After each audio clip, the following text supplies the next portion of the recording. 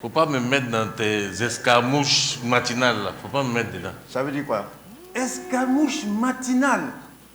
Dis-moi, tu as dormi avec le dictionnaire de Larousse ou quoi? Non, non, le petit Robert. Au nom de Dieu, dis-moi, si tu m'appelles petit Robert encore, tu vois les lettres d'alphabet là, je vais remplir mandibule que tu appelles bouche là tout de suite avec ça. Faut ouvrir la bouche encore. Bon, maintenant que tout le monde est concentré, le papier que j'ai mis devant vous, c'est une invitation du gouvernement pour nous de réfléchir à un texte sur la souveraineté économique de notre beau pays, le Gondwana. La souveraineté? Oui. C'est quel mot ça encore? Ah, Charlotte. Vice-président numéro 2, tu ne connais pas la souveraineté? Non, ça c'est pas sérieux. Regarde, la souveraineté, là, nous on a eu ça. Oui. Ah bon? Oui, oui, en 1960. Et c'est ça qui est devenu maintenant la fête de l'indépendance, la fête nationale. N'importe quoi. Et jour férié en même temps. N'importe quoi. Tu confonds souveraineté et indépendance. Ça, tu es malade. Toi, tu n'as pas dit que tu as dormi avec le dictionnaire. Mais comme tu es analphabète, ça ne t'a pas servi. C'est là. Ah oui, c'est vrai, je confonds. Mesdames et messieurs, nous avons vécu ensemble 2 journées riches à travers des panels de haut niveau autour de la problématique de la souveraineté économique de notre continent. Il est clairement apparu lors des échanges que cette souveraineté économique constitue aujourd'hui une nécessité stratégique pour tous les pays africains face aux multiples défis structurels qui entravent leur développement. Transformer ces défis en opportunités requiert une approche inclusive et de nouveaux modèles de développement. Cela exige également un changement de mentalité. Nous sommes convaincus que la quête de la souveraineté économique n'est pas un repli sur soi, mais un projet de construction qui devrait nous permettre de bâtir une Afrique prospère.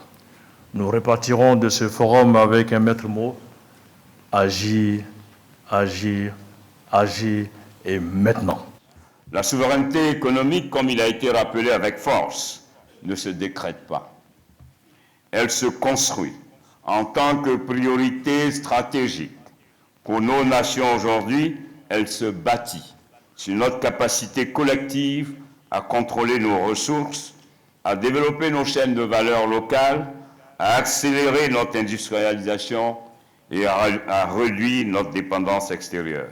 Elle exige une vision claire, des politiques ambitieuses, mais surtout une collaboration forte et durable entre l'État et le secteur privé. La souveraineté économique n'est pas antinomique au partenariat avec l'extérieur. Vos échanges durant ces 2 jours l'ont démontré à suffisance.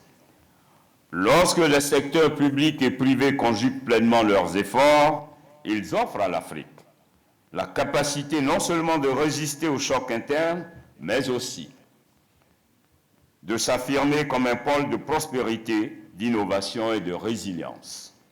C'est pourquoi je me réjouis particulièrement de la tenue de cette 13e édition, qui a permis de mettre en lumière les défis majeurs liés à la souveraineté économique, de proposer des pistes concrètes d'action et de renforcer les synergies entre les acteurs publics, privés et institutionnels engagés dans cette dynamique.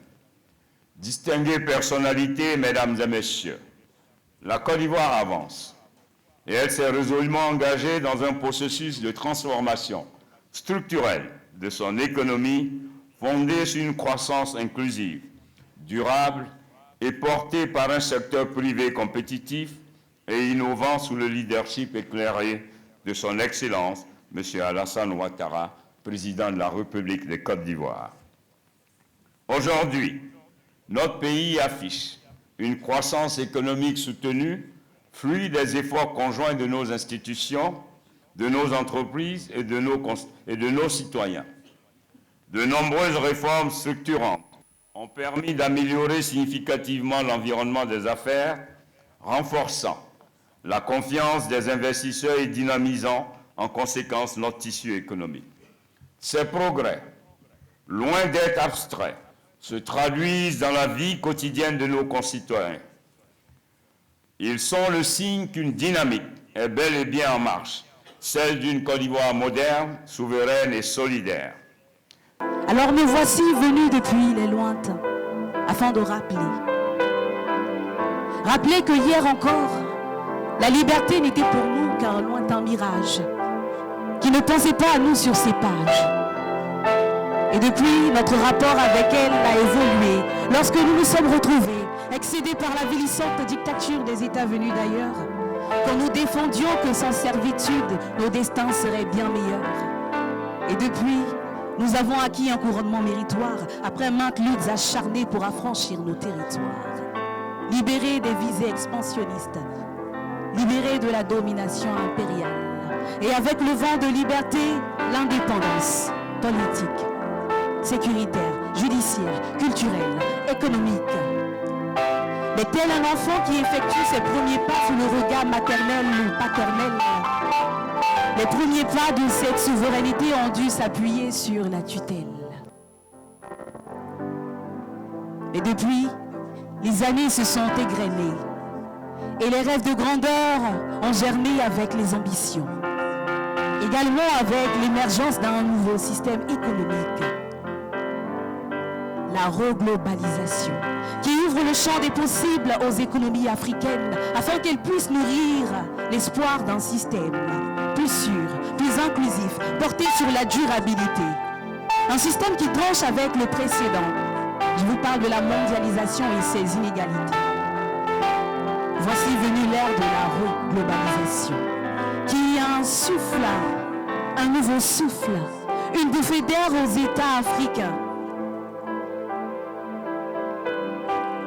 qui s'en servent comme prétexte pour faire de la souveraineté économique une ambition, une urgence stratégique, avec pour objectif se défaire de l'emprise d'ailleurs